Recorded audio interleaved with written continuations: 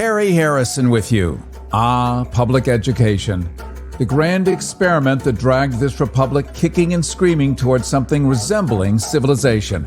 For 250 years, it has been the great equalizer, wrenching the downtrodden from ignorance, opening doors for women, and even bestowing literacy upon the poor Southern whites who before Reconstruction were 5 times as illiterate as their Northern counterparts.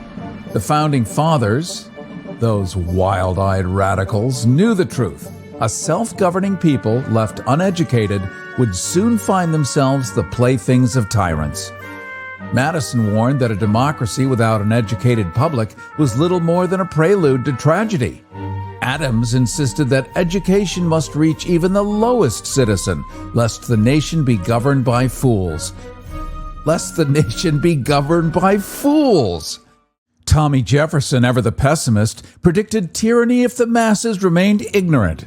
And so, before the ink was dry on the Constitution, Congress enshrined education in law, carving up the frontier into tidy plots where schools would be built, by order of the state, no less. Then came the Civil War. Honest Abe Lincoln, no stranger to self-education himself, saw literacy as a weapon of freedom.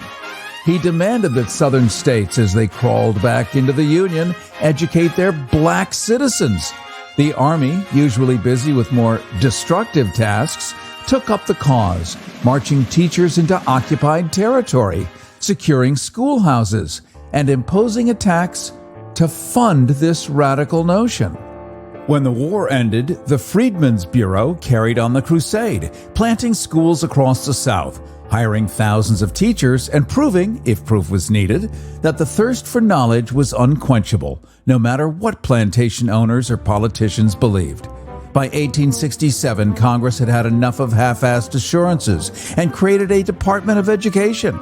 Naturally, some howled in protest, but they were drowned out by men who still had the smoke of war in their nostrils.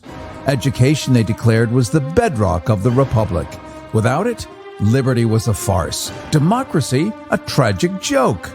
The new department would at last ensure that every child, North or South, black or white, had the tools to hold their government to account.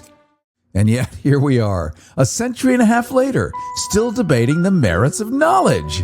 The ghosts of ignorance still haunt the halls of power, their owners ever eager to unmake the progress that wiser men bled to build.